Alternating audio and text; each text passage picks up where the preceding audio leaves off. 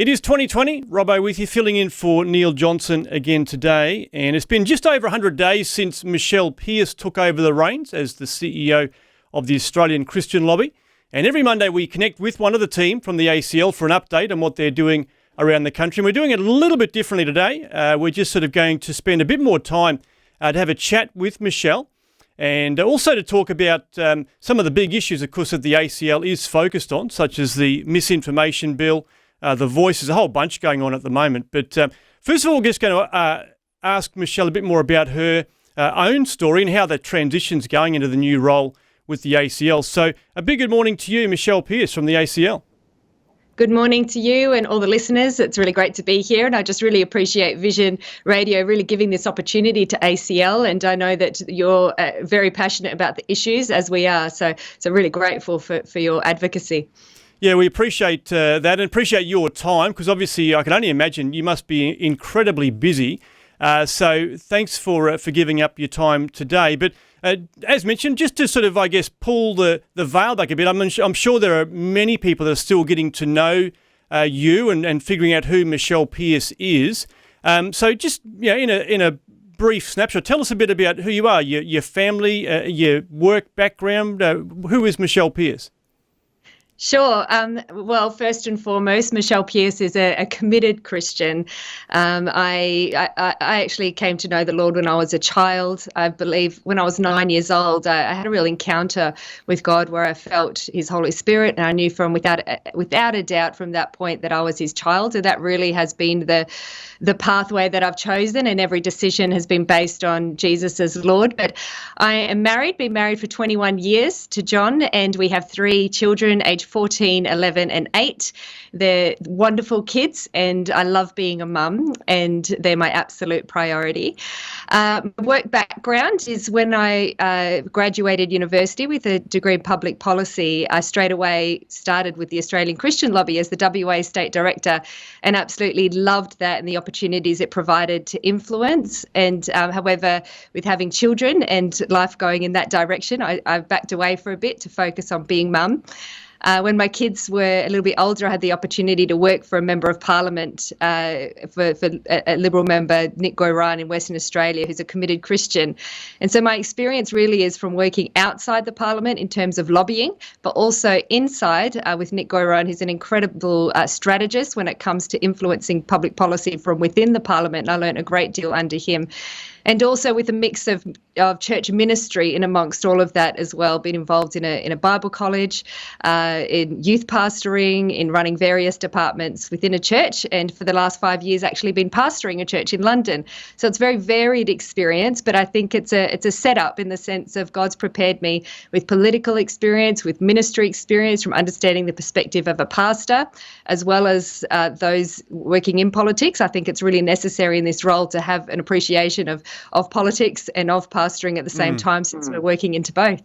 Yeah, so important. And I guess the understanding of family too, because obviously, having a young family, with kids of that age, that's a very busy time for you as a family as well. So I guess all that, and you can often see that, can't you? You look back over, different aspects of your life and you can see God's fingerprints in it all, sort of saying, yeah, this is all going to, come together to a new season, which it is for you. But yeah. What's it been like? I guess even that getting the balance for family, that must be a real challenge. Obviously you must be doing school drop-offs and all sort of stuff. Like, how does that all work for you as a mum who has a very busy role with the ACL? Yeah, my husband and I very much work as a team, and we just make sure we're always, prioritising the kids. So John very graciously is doing the pickups and the drop-offs at the moment, but I do try and do it, at least once or twice a week to make sure I'm there too. But with any position in ministry, it really is a team effort with husband and wife, and that's the way we've been operating since pastoring the church. There's times where I had to be out, times when he had to be out, and we manage the family at the same time. But I think as long as you've got your priorities right, in terms of your family, and you're being a good steward. And I understand that I'm accountable to God for the way that we steward my family, but and the way that we steward work as well. So I just make sure that we're doing that in a right, God-honouring way. And my kids are really happy in Canberra because we've just moved here, going to a really great Christian school. So they're very happy with the move. That's great. And that's a pretty big move. I mean, obviously, moving your family back from the other side of the world. So, I mean, even that in itself would have been a huge decision for you and your husband to decide, whether to even take this role on in the first place. Yeah, that's right. And it just had to be a God move. We had to make sure that it was his purposes and not a desire of our own hearts, but really his desire for us. And it was a sacrifice in terms of we were running a church in London. We absolutely loved it. We loved our team. They were like family to us. And we had a real vision for what God was going to do through the church in London. But when this opportunity came up after prayer and seeking counsel, we just really knew it was the right thing to do. And we handed the church on to somebody else who's just going to continue to take it from strength to strength. But we've always lived with the positions that we hold with open hands to say, well, God, you move us on in your time and we're surrendered to you. And I think with a life like that, God does do that. He positions you, but then he moves you on in his time. And that's what we felt was the right thing to do with moving from London back to Australia. You mentioned you went to uni and studied was it public policy? What was the course that you did at uni? Yeah, it's a Bachelor of Arts in Public Policy and Management. And I actually started studying sociology because I wanted to understand society and how we can influence it, how we can change it. But I wanted to do something tangible and more practical. So that's when I did public policy and started to consider the way that we could have effect on the laws of our nation. And I started to think that if we could affect the laws of our nation, we could affect the direction of it. And this was really moved from me. I think the passion started in high school when I went to quite a rough high school, actually, and I saw my friends make decisions that I knew were going to be harmful for them. I saw a real rejection of the Christian way to live, and I just thought we've got to do something to change the nation. So it just started from this stirring within me of this. There's got to be something that we can do as Christians to influence our nation. And I thought in my heart that perhaps I could do that in politics and in the area of influencing the law, which is why I chose a public policy degree and didn't know then of all the things it would lead me into, but grateful to God for the opportunities it's led me to. That's so cool. It's interesting. I mean, I think of your parents in this. I mean, obviously you've grown up in a Christian home, you said, but they've obviously sort of instilled something in you, even as a teenager. That it's quite a unique, direction that you've taken in that respect. So, what were their involvement in that, and were they even involved in some ways in their work life in that? Like, how did that sort of, I guess, the genesis of it begin in your heart? Yeah, that's a great question. And my dad was a pastor. Well, mum and dad were pastors, so I grew up as a pastor's kid. And my dad always instilled within me a passion for those that don't know the Lord. And so the absolute priority of being a witness for Christ and leading people into relationship with Jesus. And so every day, instead of asking me if I'd done my homework, it was how many people did you tell about Jesus? Oh, wow. And every weekend, Michelle, who did you invite to church? Who did you invite to youth group? And so that was always a priority to me. And Dad would always encourage me to pray with him. And so we would have prayer meetings at home. And I was just really honest with him about my walk with the Lord and the tensions I was feeling. And he really discipled me and mentored me through my younger years, which I often found quite difficult with a world that was against what I believed so passionately. And my dad was the one who actually printed out the job for the Australian Christian Lobby when I was 23 years old, and he encouraged me to apply. Wow. So I owe a lot to him, and he is still, he's 70 now, and just so passionate still about the gospel, the things of the Lord, and of being a Christian witness, and is a great encouragement to me still to this day. That's wonderful. That's so good to hear. So let's talk a bit about your transition into the ACL. I mean, as you mentioned, you've been there about 3.5 months now as the CEO, because obviously you mentioned you did work there previously in like a state-based role, but now back into this role, leading the whole organisation. And obviously, I guess, a transition from Martin Oles literally filling some very big shoes, because he's got some big shoes physically. But how has that gone? I mean, that must have been a really big transition And I'm even thinking about the fact that, coming back from London, there was a lot of, things that you didn't even know about, that was going on in Australia over the last few years. Yes, exactly. I had a lot to learn. And in the very first week that I arrived in Canberra, I started work straight away, and all of the state directors from around the country flew into Canberra to brief me on what had gone on in their states for the past 5 years. Firstly, it was great to meet the team. We have an incredible team at ACL, especially in the States, those who are state directors and were acting as state coordinators at the time. But they briefed me on all that had happened, and my heart broke with each story of what had gone on. We've gone downhill in a significant way in the last 5 years, really starting with the passing of same-sex marriage bill. That was before I left. But even with abortion being pushed out to late term in most states, euthanasia passing in most states, and we've just seen this real degradation of Christian values. And they saved the worst to last, which was Victoria. And I remember when Jasmine, our state director in Victoria, told me all that had happened. I was overwhelmed. I had no words at the end of what she'd let me know, because it really is tragic. And so the past 3 months has been coming up to speed, with the attacks on religious freedom as well, and all that's happened. And also doing these sorts of interviews and people wanting to know what my stand is or what my view is on the issues, but quickly having to read and understand what has actually happened before I could have something to say. But I don't really feel like I've come to fill big shoes or any that hasn't daunted me. What Martin has done. I'm really appreciative of the grassroots base that Martin has built.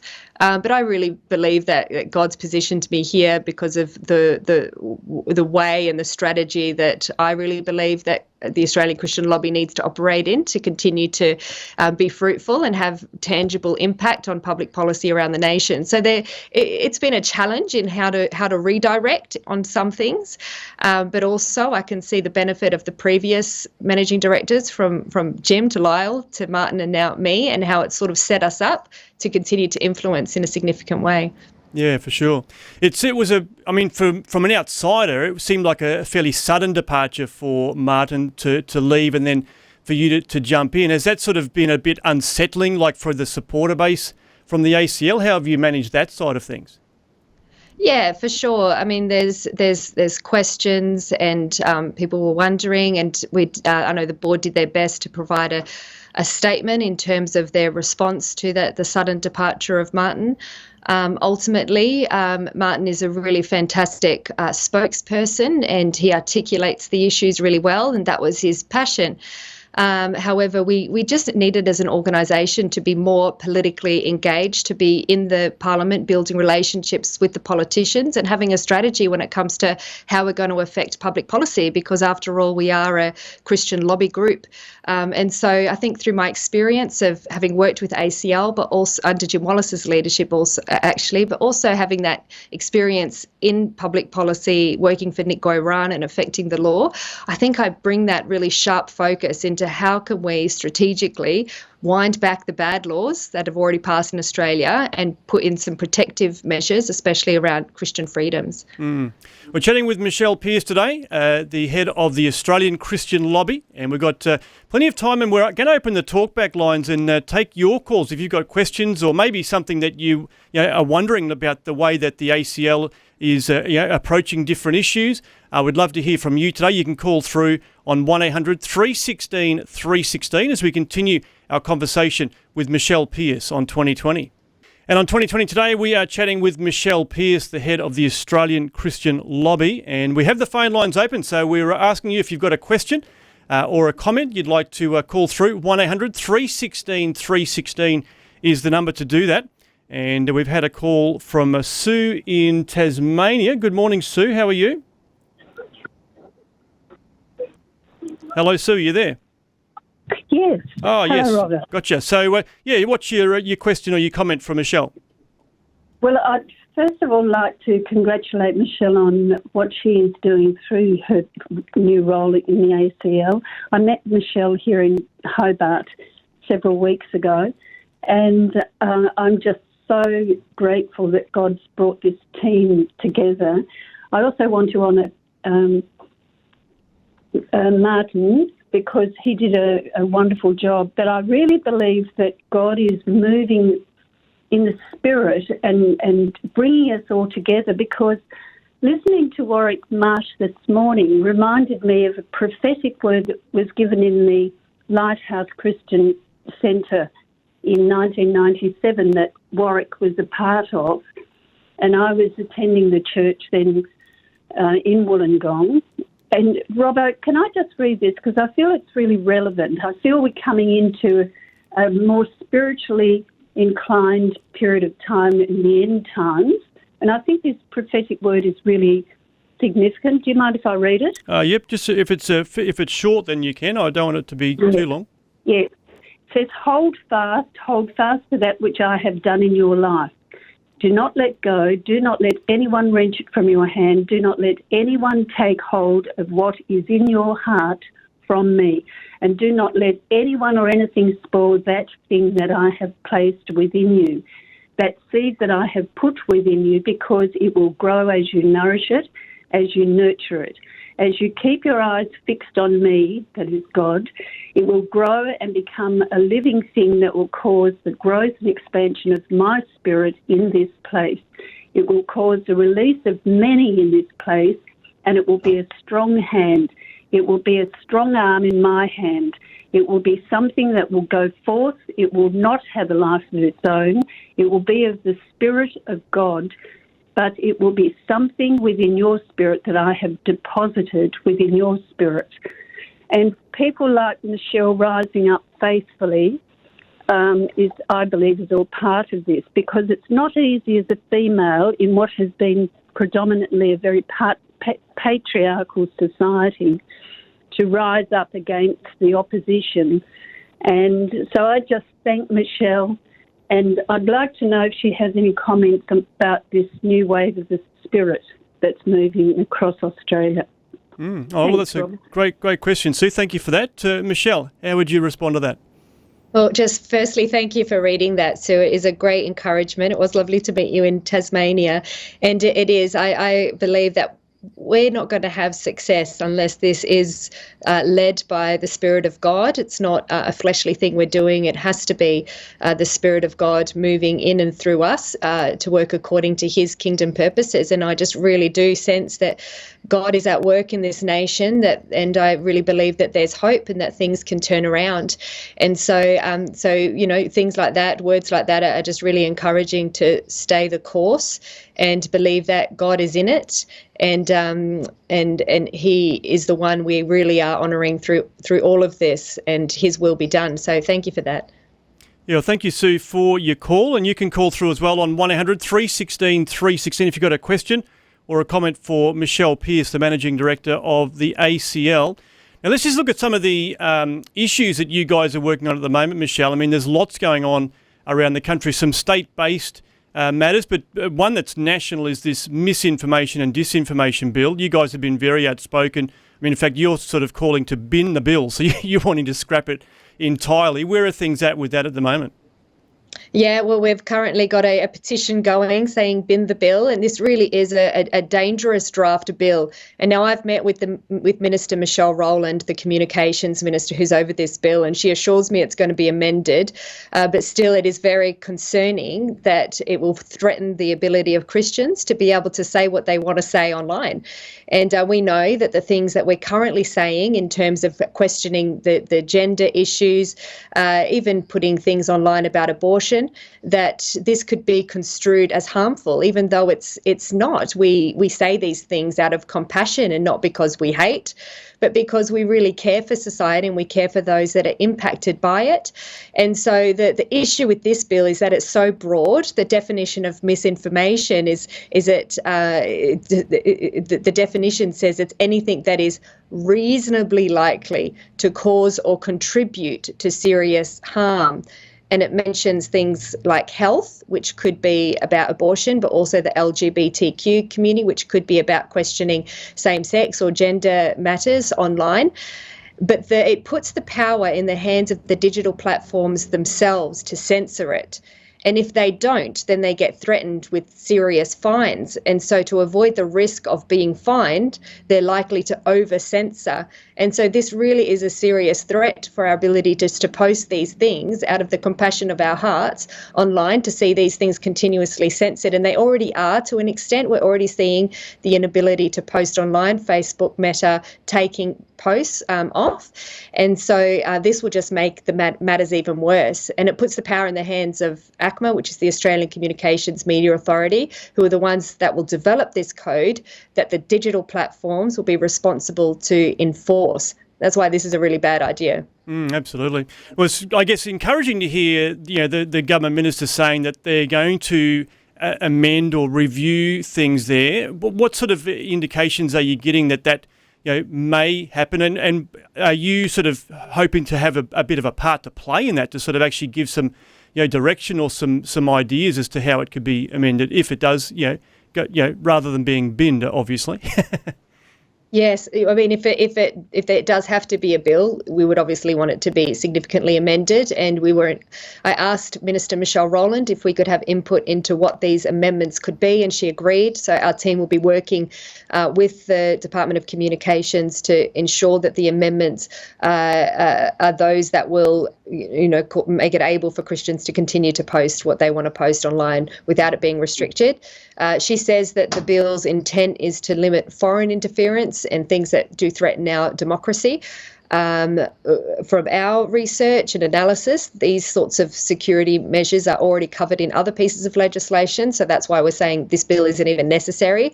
But if they really do want to go ahead with it, then we have to ensure that Christians are able to continue to post, and that amendments are in place to protect Christians when it comes to posting about things that are controversial, things that our culture is moving away from, so that we can continue to have a voice through this very powerful means of social media. Yes, so true. And I guess it's just a matter of trying to ensure that public debate can continue, because the way it would appear, it's just basically going to be shutting down any form of debate or disagreement. Yeah, that's right. And our stance is that information should be combated by other information. And that's what a healthy debate is. If there's something that's potentially misleading, then somebody else put a post up and have a debate. And we know that Facebook is fantastic at allowing these debates. People are always having opinions. But that's what freedom of expression is, our ability just to post these things. And me personally, I don't like to enter into Facebook debates. I'd much rather speak to a person. However, that's the reality of a free society that we're in. It's actually healthy. It's part of our healthy democracy to put our views online, to have them questioned, to be able to come back. That's what debate is all about. Yeah, so true. So a reminder that our phone lines are open. If you've got a question or a comment for Michelle today, we'd love to hear from you on 1800 316 316. We've got news coming up in about a minute, but after the news, we'll take some calls from you on 1800 316 316. Just quickly before the news, Michelle, this bill that's been proposed for Australia, has there been other examples around the world where other nations have taken something like this, and what have you seen from that? The UK has a similar bill with a similar purpose of limiting the foreign interference and especially limiting the ability to cite hate online or encourage hatred. It's actually a much better bill in the UK, and we're encouraging we're encouraging Minister Michelle Rowland to look at this bill and do something similar in Australia. And we think that will achieve what we want in Australia, what the department wants, without affecting the ability of Christians to post online. Okay. Well, as mentioned, news coming up real soon, but we are talking with Michelle Pearse today, the Managing Director of the Australian Christian Lobby, and we're going to continue that conversation after the news. You have the opportunity to call through and be a part of the conversation as well on 1800 316 316, but plenty more issues to talk about after the news that the ACL are dealing with at the moment, and we will continue that real soon here on Vision. As mentioned, you can call through with your questions or your comments, 1800 316 316. And a more in-depth conversation today with Michelle Pearse, the Managing Director of the Australian Christian Lobby. We've been hearing a bit of her story and how she came to be running the show there at the ACL. But now we've sort of switched gears a little bit and looking at some of the issues that they are focused on at the moment, and there are some big issues going on around the country and in some of the states as well. We do have the phone lines open, and we are taking your calls with your questions and comments for Michelle today. And we've had a call from Alex in Joondalup, who's rung through from the west. G'day, Alex. So what's your question for Michelle? Hi, thanks for taking my call. Look, I guess there's two things. One is I was going to say that truth is relevant to whoever the party is. So, for example, if I say an apple is the healthiest fruit, someone else might say a banana is the healthiest fruit. So I guess that's the one aspect. And look, I mean, you see many studies coming out from various people, all with obviously their own goals set behind it. So, yeah, I think that's just one of the things I was thinking, it's just it is relevant to whoever believes it is true. The second point is just about what if the government is wrong in their communication? Now, we've seen it clearly, like in America, for example, where we had the American President Biden say that if you get vaccinated, you won't catch the virus and you won't pass it on. But it's turned out to be different. So how do we deal with those type of situations? Yeah, so great questions there, Alex. Michelle, how would you respond? I guess your motto is truth made public. So, understanding, truth. And I guess some people say that, there's lots of different truths, but that isn't obviously the case. How would you respond to Alex? Yeah, well, first of all, the truth is Jesus Christ, and He is the way, the truth, and the life, and we can't get to the Father except through the Son. So this is the truth and the gospel truth that we profess. And in terms of the ethics and the morals, they're really the things that we advocate on are beliefs that are founded in the Word of God, which we believe is the absolute authority and the absolute way that we're going to achieve the well-being of our society. We're not at a place in society where we can mandate biblical law.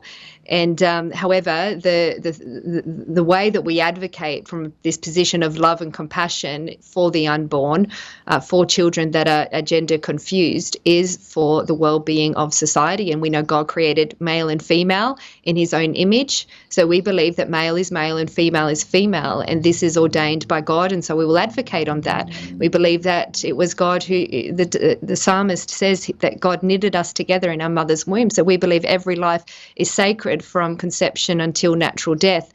And so we advocate on that, not because it's our opinion, but we believe that is absolute truth. Not we believe, it's truth. It is truth because it's in the Word of God, and God is the source of all moral truth and authority.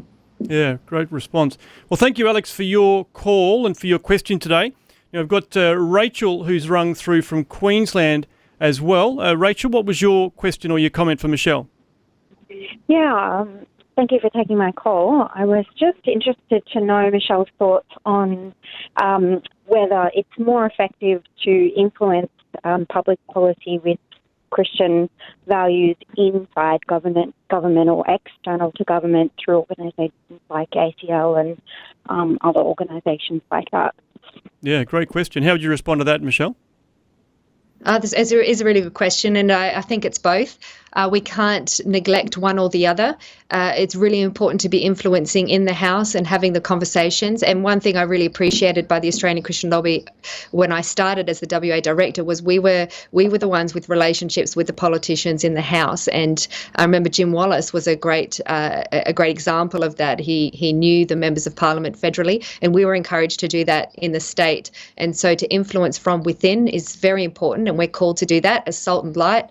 To plant the seeds of the kingdom wherever we are, but also there's this mandate to influence culture. And so we need to be out there speaking the truth in as many forums as possible to continue to get it out there, to try to sway public opinion on the matters that issue. So we advocate to politicians, but we also advocate to culture and try to influence where people stand on the issues. Because, I mean, the Bible says that we're called to disciple the nations. So our mandate is to speak God's truth into politics, into culture, and wherever we can to teach them God's ways. So yeah, a bit of a both and response, I guess, which is valid. Thank you, Rachel, for your question today. You can call through as well, 1-800-316-316. We'd love to hear from you. Michelle, let's get back to some of the issues that you guys are working on at the moment as far as countering some very concerning legislation that is around the country. Euthanasia, obviously, as you mentioned earlier, has become basically across the board in all states have now adopted some form of euthanasia. But euthanasia by telehealth is the next thing, and it's very, very concerning. How are you guys responding to that?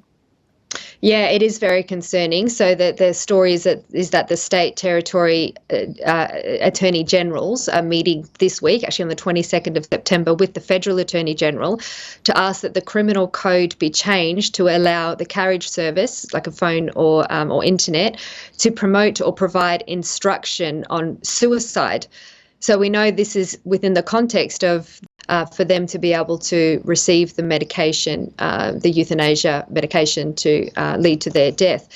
So what this does is it removes the law that allows the promotion of suicidal ideation online, and this is really dangerous because it'll open the doors more to the ability to promote suicide online and through the phone services. And I remember years ago there was a WhatsApp communication that was going out encouraging young people to commit suicide, and this was really heavily clamped down upon because people realised how dangerous it was. So they're allowing this so that states will have increased access to euthanasia. That's very concerning indeed. So you mentioned that it's this Friday that the Attorney Generals are all meeting together to talk about this. Is there something we can do this week?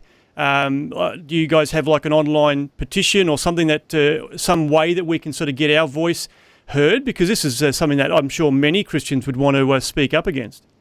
Yeah, that's right, and that's really good that people want to speak up on it, and they should.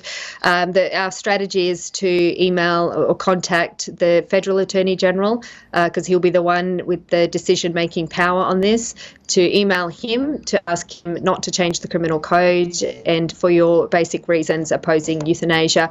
So we've got an easy way to do this through our website on our Take Action page. People can simply put in their address and postcode and then email Mark Dreyfus, and it will enter into his inbox and hopefully influence his decision that there are thousands of people across the country that are very concerned about this move. That's very concerning indeed. So yeah, as mentioned, acl.org.au, you can go there and find that form that you can fill out, and certainly be speaking up about that with your concerns. Now, I've had another call come in, Michelle, so we'll grab John, who's in Western Australia this morning. John, thank you for your call. What's your question or your comment for Michelle? Oh, hang on, I'll just try that again. We'll see if we can get John there. John, we've got you now. Yes. Yes. Yeah, what was your question? Yeah, well, I've got a question for Michelle. With modern technologies, some things can be used as tooling, like we have laser cutters and all different things these days, but things can also be transferred and used as weapons. And I'm just wondering if there's any ability to be able to check for things like drones that are using things that could be tools that are then turned around and being used as weapons, targeting people, affecting their health and life, and even detrimental to sleep and things like that. There's also sound things that we know that the law enforcement are using these days, which can be a useful tool, but they can also be a weapon in the hands of the wrong people or in the wrong use. Okay, that's an interesting comment there, John, or an interesting question. How would you respond to that, Michelle? Yeah, I mean, I'm hearing very interesting things about the use of foreign influences and cameras.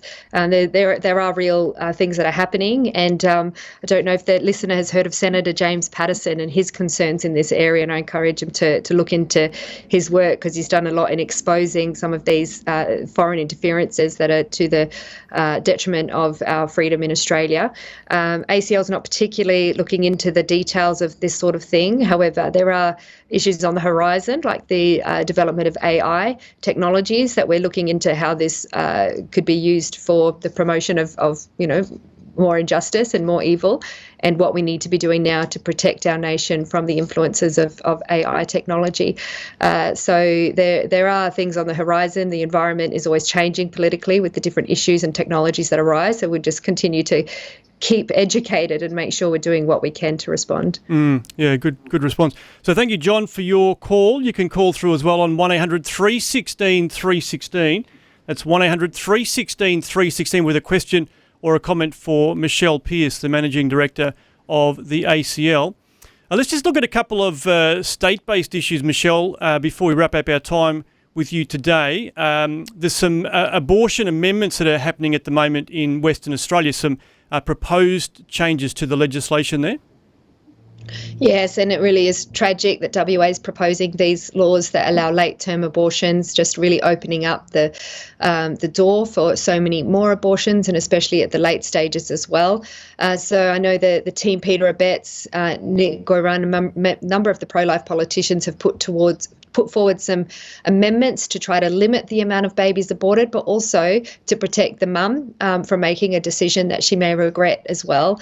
And these bans around gender selection abortions, a law to mandate counselling, especially for those having late-term abortions, and also safeguards around late-term abortions as well. So they all got voted down last week, which is very unfortunate, really tragic. But this week they're considering amendments to protect babies that survive abortions. So we know that this really does happen. Babies do survive abortion. Sometimes they live for minutes, sometimes for hours. There needs to be protections around the way that these babies are protected post-birth. If these babies aren't viable, there are ways to give these babies pain relief and good palliative care. But if the babies are viable, then every measure should be taken to ensure that they're provided life-saving measures, and that's not happening across the states. And we really do hope that the consciences of the upper house members in Western Australia be moved to at least support this amendment as the last effort to change the legislation to make it more just for the babies in a small way that it can be. Yes, it's such a tragic scenario that you're describing there, and it's sad to see. I mean, obviously we've seen this happen in different states where it seems like one state introduces legislation and it's very quick that we see this sort of rolling out to other states as well. So to try to I guess reverse that trend is not easy, is it? To see a slowing down at the very least, but if not a reversal of some of these legislations. That's right, and that's why when something passes in one state, we really have to be strategising and thinking through the entire nation how we can stop this effect, this roll-on effect to other states. And one of the moves I've made since becoming the CEO was to appoint a head of public policy. So you may know Christopher Bro here, who used to be a state director, and he's so brilliant. He's got a legal background.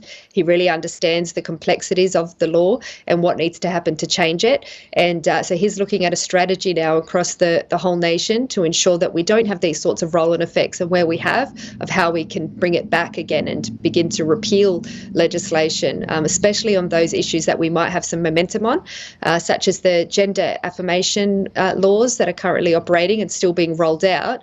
I think the tide is turning around the world, and other nations are drawing these things back, and I think we can too, but we just need to be strategic and understand how we can bring that change. Yeah, strategy certainly is very important. Another one where we've seen this sort of roll from one state to the next is Conversion Practices Prohibition Bill. This is a new one that's just been introduced in New South Wales, but of course we've already seen Victoria and Queensland and others sort of either introducing or talking about legislation around this. But this is brand new really for New South Wales. Where is the ACL at in terms of countering this new bill? Yeah, I mean, the very name of the bill, conversion practices, just makes people think of something drastic that people do in order to convert somebody away from, questioning their gender or from a same-sex relationship, like, I don't know, electric shock therapy or something drastic. But it's not, that doesn't happen in Australia. It's proven that doesn't happen. It might have happened many, many years ago. But what they're actually targeting here is any questioning to to somebody who wants to change gender or is in a same-sex relationship. If you don't affirm it, then you can be criminalised. So it's called non-affirmation. And so if a parent or a counsellor or a teacher or a doctor doesn't affirm, and say if it's a child that wants to change their gender, then they can be criminalised for not affirming them. So this takes away the rights of parents to instruct and teach and guide their children that may be confused about their gender or confused about their sexuality, and also from pastors who want to share about the biblical view of marriage and gender, that because they're not affirming a different sort of lifestyle, then they could be criminalised as well. So it really is dangerous. So we're calling on our supporters around the nation to write to their MPs to ensure it doesn't go this far. Yeah. You talked about strategy a minute ago, and obviously we've seen this already introduced in other states. So what have you learned from that and able to apply then to the New South Wales scenario in terms of, I guess, ensuring that this legislation doesn't create a situation where, for example, a pastor goes to prison just for teaching what Christians have believed for thousands of years? Yeah, well, I suppose one of the strategic things we've done is before elections to ask the MPs directly if they would support this kind of legislation and outlining to them how it would impede on religious freedoms should it be passed. And so generally when they're asked a question that explains how this imposes on religious freedoms, they don't want Christians to be limited in their ability to still say what they believe. And so they would say, well, no, we wouldn't support a legislation like that. And so we have got those commitments from some MPs that are currently in power in New South Wales. And now we have that actually on video. And so we're reminding them through our supporters and through our campaigning that this is what they've committed to. And so it puts them in a difficult position that they can't really support this if they've committed to not supporting it before the election. And I can't question that would be their intent to support it anyway. It could very much be their intent not to support it. And so we just remind them of the commitment that they've made and doing that across the states to ensure that these key things aren't rolled out because we have these commitments from members of Parliament. Yes, it's really incredible to see the way that in many ways things have picked up pace in some of these areas where there's been a real surge forward politically and in legislation. So it is very concerning to see some of these lots of different issues that are going on. Obviously, we've mentioned already your website. There are there's lots of good information there, and also tools that people can access to, either email their MPs or get involved with different, petitions and what have you. So acl.org.au is the place to go. Also, Michelle, I've noticed that you've started doing a weekly sort of video update that's been put out on social media as well. So that's another way that you're able to, I guess, just get this message out to the ACL supporters. Yeah, that's right. So we're encouraging people to subscribe to our YouTube channel so that they can receive those notifications that there is an update. It's just a 2 to 3 minute little video, but it just keeps you in the loop of what's happening and just says the key things to do to take action that week if there is an action point. So the vision for that is just to really keep these issues front of mind for Christians so that they can be aware and they can pray. And when you're aware, you can begin to see the trends in our nation and where the Christians really need to influence.